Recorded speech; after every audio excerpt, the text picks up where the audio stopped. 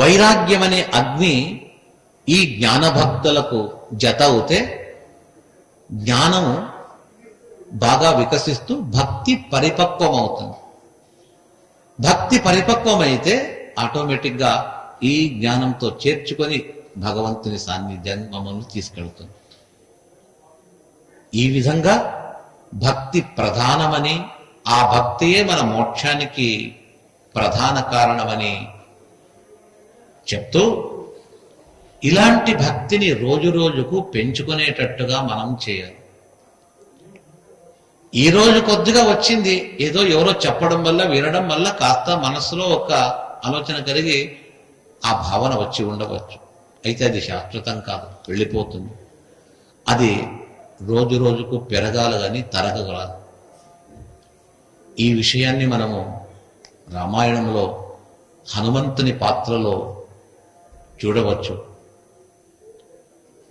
శ్రీరాముడు హనుమంతా నీకేం కావాలో వరం కోరుకో అంటే హనుమంతుడు కోరింది రాముని ఒకటే.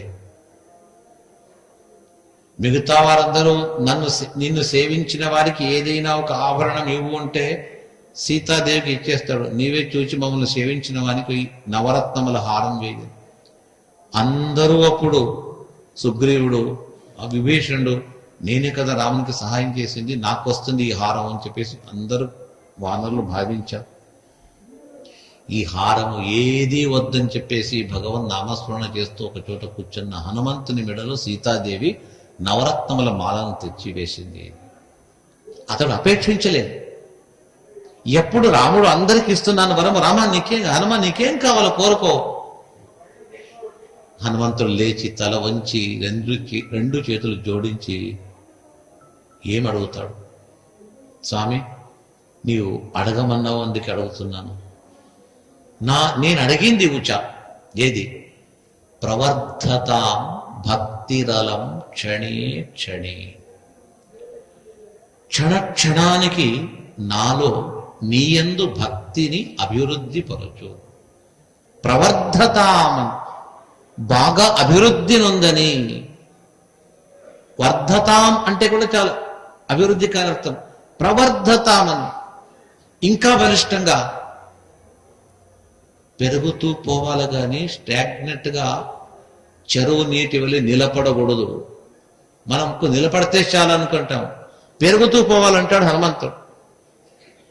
త్వయీష మే హ్రాస వివర్జిత సదా. హ్రాసం అంటే తగ్గిపోవడం, తగ్గిపోకుండా పెరగని. అదొక్కటే ఇవ్వు, దానికి తోడు నీ అనుగ్రహము నా పైన ఉండని. ఆ లోకమివ్వు, ఈ లోకమివ్వు, నన్ను యువరాజుగా చెయ్యి, నాకు కావలసినటువంటి పెద్ద భవనమివ్వు, ధన కనక వస్తు ఇవంతా నాకివ్వు, అదేమి అడగకుండా భక్తిని అభివృద్ధి పరచు. నీ అనుగ్రహ వచనము, నీ అనుగ్రహం నా పైన ఉండదు. ఇది హనుమంతుడు కోరేది. ఇదే సాధకులైన మనకు కూడా కావాల్సిందేమి? మనం హనుమంతుని అన్ని విషయాల్లో ఆదర్శమించుకోవాలి. అందరికీ ఆదర్శుడే. దేవతలకు, ఋషులకు, మునులకు అందరికీ కూడా ఆదర్శము హనుమంతుడు. అతడు చెప్పినట్టుగా మనము ప్రవర్ధతాం భక్తిరలం క్షణే క్షణే. క్షణానికి ఈ భక్తి అది పెరుగుతూ పైకి ఎడుతూ రావాలి.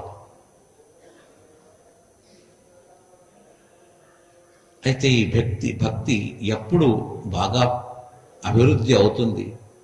దృఢం కావాలి. ఆ దారుఢ్యము కొరకే వైరాగ్యము. వైరాగ్యము లేని భక్తి పెరగదు అని చెప్పేసి. ఎలాగుంటుంది వైరాగ్యం అంటే కళ్ళతో చూడలేము. ఏదైనా ఊరు ఎలాగుంటుంది చూడొచ్చు, ఈ నది ఎలాగుంటుంది, ప్రకృతి ఎలాగుంటుంది, అరణ్యం ఎలాగుంటుంది, పర్వతం చూడొచ్చు. కానీ భక్తి ఎలాగుంది అంటే, వైరాగ్యం ఎలాగుంటుంది అంటే, ఒక వ్యక్తిలో ప్రవేశించినప్పుడు ఆ వ్యక్తి యొక్క వ్యక్తిత్వాన్ని బట్టి ఇతని భక్తిమంతుడా, జ్ఞానవంతుడా, వైరాగ్యవంతుడా అనేది అటు చూస్తే అర్థమవుతుంది. ఇదే హనుమంతుని ఒక నిదర్శనంగా తీసుకుంటాం. శ్రీరాముడు ఇక పరమపదానికి వెళ్ళిపోతున్నాడు. అందరికీ, తన వారికి అందరికీ కావాల్సింది అడగండి, రండి, ఎవరెవరు మోక్షానికి వస్తా అందరికి మోక్షం ఇచ్చిపోతాను, ఎవరికి ఏమన్నా ఇవ్వలేదా, ఏమన్నుంటే అంత క్లియర్ చేసి వెళతాను. రాముడు అందరిని పిలుస్తూ, హనుమంత ఎన్నిసార్లు చెప్పినా నీవు రావటం లేదు, ఎందుకలాగా, నీకేం కావాలో కోరుకో, నీవేమడిగినా కూడా నేను ఇవ్వడానికి నిరాకరించను, అడుగు. హనుమంతుడేమంటాడు, ప్రేష్టోన రామస్య బభూవ తస్మాన్న రామరాజ్యే అసూల వంచకించి. రామా, నీ రాజ్యంలో నేను ఏదైనా కావాలన్నట్టయితే అడ్డేమైనా ఉందా? ఎవరు అడ్డు పెట్టరు, నీవు నన్నేమనవు. అయితే నాకు ఒకే ఒక్కటి కొరత, అన్ని సంపదలు నేను అడిగి తీసుకోవచ్చు, ఒకటే ఒకటి ఏమంటే నాకు త్వత్పాద సేవారతిరేష నైత్య. నేను అడిగేది ఏమిటంటే నీ పాద సేవకుడుగా ఎల్ల కాలములో నీ పాద సేవకుడుగా ఉండాలా. అయితే పాద సేవకుడుగా ఉన్నవానికి ఈ భౌతిక సుఖాలకు సంబంధం ఉండకూడదు. భౌతిక సుఖములు భౌతిక లాభముల కొరకు వెళ్ళిన వాడికి పాదములు దూరం అవుతుంది. నాకు ఈ లౌకిక సంపద దూరమైనా పర్వాలేదు, నీ పాదముల చెంత ఎప్పుడు ఉండాలి. తత్పాద సేవారతి అన్న, ఇంకేమి వద్దు, నీ పాద సేవారతి, నీ పాద సేవలో ఎప్పుడు ఆసక్తమై ఉండేటట్టుగా నా మనస్సు అక్కడే ఉండేటట్టుగా చెయ్యి. ఇదే నీవిచ్చే నాకు వరం. తథాపి భోగాన్నను సా విరక్తి అంటారు. విరక్తి విరక్తి అంటే ఏమి? దీనికంటే విరక్తి ఏముంది చెప్పండి? అలాంటి వారికే భగవంతుడు అనుగ్రహించి భక్తిని క్షణక్షణానికి పెంచుతాడు అని చెప్పేది అని చెప్తూ, వైరాగ్యవంతుల యొక్క స్వరూపమేమి పరీక్షిత్ మహారాజుకు శుక మహర్షి చెప్తూ, ఈ సంసారంలో ఇంకా రకరకాల వారు ఉంటారు. ఈ సంసారాన్ని ప్రకృతిని అంటుకొని ఉన్నవాళ్ళు, కొద్దిగా ప్రకృతిని దాటిన వారు, పూర్తిగా ఈ ప్రకృతిని దాటిన వారు, ఈ విధంగా ఉంటారు. అందులో మొట్టమొదటి వ్యక్తి, ఇంకా మనమందరము కూడా ఈ ప్రకృతిని, ఈ భౌతిక విషయాలను, వీటిని అంటుకొని దాన్ని వదలకుండా ఉన్నాం. అందుకే మేము ఇంకా ముందు పోవటం లేదు, అక్కడే కూర్చున్నాం. కొందరు చాలా వరకు వదిలింటారు, ఇంకా కొద్దిగా బంధం ఉంటుంది. ఏమీ లేదని చెప్పేసి అన్నిటినీ వదిలిన వాళ్ళు పరమ విరక్త శిఖామణులు. వాళ్ళు ఎలాగుంటారు? వారిని పక్వ సాధకులు, యోగులు, వారి యొక్క జీవనమే పరిపక్వమైపోయి ఉంటుంది. అలాంటి పరిపక్వ సాధకులైన వారు ఈ సంసారంలో ఉంటారు. అయితే వారు జీవన్ముక్తులు ఉంటారు. అంటే జీవించి మానవ దేహాన్ని ధరించి ఉన్నను ముక్తి పొందిన వారి వలె. ముక్తి అంటే ఈ ప్రాకృత దేహంతో మనతో పాటు ఉండరు, వాళ్ళు వేరే చోటు ఉంటారు. అయినా కొందరు జీవంతులుగా ఉన్న ముక్తుల వలె ఉంటారు, వారే జీవన్ముక్తులు. పరిపక్వ సాధనను గావించిన వారు, వారి స్వరూపమేమి, ఎక్కడ, ఎలాగ, ఏ విధంగా ఉంటారు, ఏం ఆశిస్తారు? నిద్రపోవడానికి మనకు రోజు ఇల్లు బాగుండాలా, నిద్రపోవడానికి బాగా మంచి మంచము, మెత్తటి పరుపు, తల కింద తలగడ, ఇవంతా పెట్టుకొని ఉంటే నిద్ర వస్తుంది. ఎందుకయ్యా నిద్రపోలేదు అంటే, ఏమోండి నైమిషాన్ని నన్ను పిలిపించారు, వచ్చినాము, మంచాలు లేదు, ఏం లేదు, కింద పడుకున్నాము, నిద్ర పట్టలేదు, నడుము పట్టుకోపోయింది, ఇంక చాలా నైమిషారణం వద్దు, భాగవతం వద్దు, ఏమీ వద్దు, హాయిగా మనంతా మన ఊళ్ళో బాగా ఉంటుంది, ఏదో అని చెప్పేసి బాగుంటుంది, నలుగురితో హాయిగా అలాగా కొద్దిగా ఎంజాయ్ చేసి వస్తామని చెప్పేసి వస్తే పెద్ద శిక్ష ఇచ్చేశారు, ఒక రూమ్లో 10 మందిని వేసేశారు, ఇలాగా నడుము పట్టుకోపోయింది అని బాధపడుతూ ఉంటాం. చెప్పరు, కొందరు చెప్పేస్తారు, కొందరు పాపం తట్టుకుంటారు. అయితే మనము ఈ ప్రకృతి సంబంధంతో కూడి ఉన్నాము కాబట్టి ఇవంతా అనిపిస్తుంది. దీన్ని దాటేసిన వాళ్ళు, వారికి మంచము లేకున్నా, పరుపు లేకున్నా ఉంటారట. దేవుడిచ్చాడు ఒక పరుపు, అది ఉండగా మనుషులు ఇచ్చేది ఎందుకు ఉంటారు? ఏదది? సత్యం క్షితౌ కిం కసిపో ప్రయాసై. భగవంతుడిచ్చిన ఈ భూమి ఉంది కదా, అది ప్రకృతి సిద్ధమైన పరుపది. దానిపైన పడుకున్నప్పుడు ఇంక వేరే ఏం కావాలి? ఇంకా కొందరు ఉంటారు, నాకు మంచం లేకున్నా పర్వాలేదు, భూమిపైన పడుకుంటాను, కాకపోతే తల కింద ఒక దిండు ఉండాలి, అది లేకపోతే నిద్ర రాదు అని కొందరు ఉంటారు. వాళ్ళు అంటున్నారు, బాహౌ స్వసిద్ధే ఉపబర్హణైక్యం. భగవంతుడిచ్చిన రెండు చేయి, ఈ చేయి ఉంది కదా, బాహువునే తల కింద పెట్టుకుని పడుకోండి, ఇంకా వేరే తలగడ ఎందుకు, దిండు ఎందుకు? లేదండి, మీరు చెప్పండి, భాగవతం వింటాం కానీ ఆచరించలేమండి. మీరు చెప్పినా మేము వదలము, తల కింద దిండు పెట్టుకుంటాం. పెట్టుకోండి. మెడ పట్టుకొని మెడ నొప్పి అయిపోయి వంగి నడుస్తుంటే డాక్టర్ దగ్గర పోతే, దీనికి మందు లేదయ్యా, ఔషధం లేదు, దిండు తీసి ఫ్లాట్గా పడుకోవాలి, అప్పుడు వింటారు. భాగవతం చెప్పినప్పుడు రాదు, డాక్టర్ చెప్తే అప్పుడు లేదు, కరెక్ట్, బాగా చెప్పారు డాక్టర్, అట్లే చేస్తారు. అందుకే పరిపక్వ సాధనములో ఉన్నటువంటి ఆ మహనీయులు ఏం చేస్తారు? బాహౌ స్వసిద్ధే హ్యుపబర్హణైక్యం. ఆ దేవుడిచ్చిన రెండు చేతులు, మన చేయిని తల కింద పెట్టుకొని పడుకుంటారు. ఇక ఇంట్లో వండే పాత్రలు, రకరకాల సాధనములు. ఒకళ్ళు ఇల్లు కట్టాము, కొద్ది చూడండి, వచ్చి చూచాము.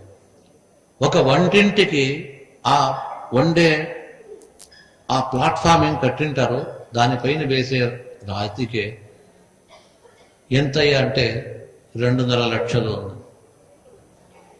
ఆ స్టోన్ చాలా గ్రైన్ స్టోన్ అండి, చాలా విలువైంది. 2 లక్షలు కావచ్చు, 20 లక్షలు కూడా కావచ్చు, లేదని కాదు. రకరకాల సామగ్రులు పెట్టుకుంటాం. వీళ్ళు అంటారు, చివరకు త్రాగడానికి ఒక్క గ్లాస్, ఒక చెంబు కూడా పెట్టుకోరట ఆ మహనీయులు. సత్యంజలౌ కిం పురుపర్ణ పాత్రే. దేవుడిచ్చిన 2 చేతులతో నీళ్లు తీసుకుని ఆ నీళ్లు అలాగే తాగొచ్చు కదా. ఇక వాళ్ళ వస్త్రాన్ని కూడా చూడరట. దిగ్వస్త్రలాభి, ఆ దిక్కులే వస్త్రంగా భావిస్తూ సనక సనందన సనాతనాది మహనీయులు ఏ విధంగా కాలం గడిపారు. శుకమహర్షి అంటారు, పరీక్షిత, ఇది నీ వంటి వారికి ఇప్పుడు చెప్పిన లక్షణాలు సరిపోతుంది, ఇంకా వేరే వాళ్ళు ఉన్నారు, వాళ్ళలో కూడా కాస్త వైరాగ్యం ఉంది. 2వ వారం చెప్పారు కదా, ప్రకృతిని ఈ ఒక విషయ సుఖములను దాటిన ఇంకా కొద్దిగా అంటుకొని ఉంటుంది. అటువంటి వారికి ఎలాగా అంటే, వారు కూడా అవధూతలని ఉంటారట, పరమ విరక్తులు. వారై వస్త్రములు కొనుక్కోరు, వెళుతూ ఉంటారు. గృహస్థులు ఇంట్లో ఉండేవాళ్ళు అవధూతల కొరకని ఇంటి బయట వరండా స్తంభంలో కొన్ని వస్త్రములు, సాధారణ వస్త్రములు కట్టేసి ఉంటారు. ఎవరైనా అవధూత వస్తే తీసుకువెళ్ళని అని చెప్పేసి, అలాంటి వస్త్రములు ఏదైతే ఉంటే దాన్ని తీసుకొని వెళ్ళిపోతారట. ఆహారం కొరకు అరణ్యములో దొరికిన కందమూల ఫలములను స్వీకరిస్తూ ఉంటారు. నివసించడానికి ఇల్లు కట్టుకోరు. పర్వత గుహలు ఏదైతే ఉంటుందో ఆ గుహలే తమ ఇంటిగా భావిస్తూ ఆ పర్వత గుహల్లో కూర్చొని అక్కడే పడుకొని అక్కడే కాలం గడుపుతారు. ఇది 2వ వారం. 3వ వారు ఎవరు? మనమే. భక్తి ఉన్నా, వినాలని ఉన్నా, తెలుసుకున్నా, ఇంకా ఈ ప్రకృతి బంధం అనేది మా చుట్టూ కట్టేసి ఉంటుందట. బాగా వదిలిపోకుండా గట్టిగా మనం కట్టుకొని ఉంటాము. అందుకే మనము పైకి వెళ్ళలేక, జ్ఞాన మార్గానికి వెళ్ళలేక, జ్ఞానాన్ని సంపాదించలేకపోతున్నాం. మనలాంటి వారిని చూచే కృష్ణుడు అంటాడు భగవద్గీతలో, బహూనాం జన్మనాం అంతే జ్ఞానవాన్ మాం ప్రపద్యతే. బహూనాం జన్మనాం అంతే, బహుజన్మలు, కోటి జన్మలు అంతా దాటిన తర్వాత ఎప్పుడో జ్ఞానాన్ని పొంది మాం ప్రపద్యతే, నన్ను సమీపిస్తాడు, నా దగ్గరకు వస్తాడు. అలాంటి దశ ఎప్పుడు కలుగుతుందో మనకు అని చెప్తూ, ఈ విధమైన ధ్యాన ధారణ సమాధులచే భగవంతుని ఉపాసన చేసే వారికి చింతితార్థప్రదుడైన భగవంతుడు అడిగిన కోరిన కోరికలు నెరవేరుస్తాడు. కామధేను కోరిన కోరికలు తీరుస్తుంది అంటారు. కామధేనుకు లిమిట్ అంతే. ఏటీఎంలో డబ్బులు ఉంటుంది, ఎంత ఉంటుంది? వాళ్ళు పెట్టినంత ఉంటుంది. ఒకరోజు అయిపోతే మళ్ళా అది ఖాళీ డబ్బా, అంతే, ఏం లేదు. ఈ కామధేను అలాగే ఏటీఎం బాక్స్ వలె, అంతే. అయితే నిజమైన కామధేను ఎవరు? భగవంతుడు. ఎంతమంది ఎంత కోరినా ఏం కోరినా క్షణమాత్రములో అనుగ్రహించే శక్తి ఒక్క పరమాత్మకు ఉంది. లక్ష్మీదేవికి అపార సంపద కదా. ఎంత అపార సంపద లక్ష్మీయే ఇస్తుంది అని చెప్పేసి మనం లక్ష్మిని మాత్రమే శుక్రవారం రోజు పెట్టి లక్ష్మీ పూజ చేస్తూ, ఇక ఈ కర్ణాటక సాంప్రదాయం ఇంకా ఎక్కువ, భాగ్యాద లక్ష్మీ బారమ్మ అని చెప్పి ఆ పాట పాడుతూ పాడింది కుంకుమార్చన చేసింది, అర్చన చేస్తూనే ఉంటాం. సంపదిస్తుంది.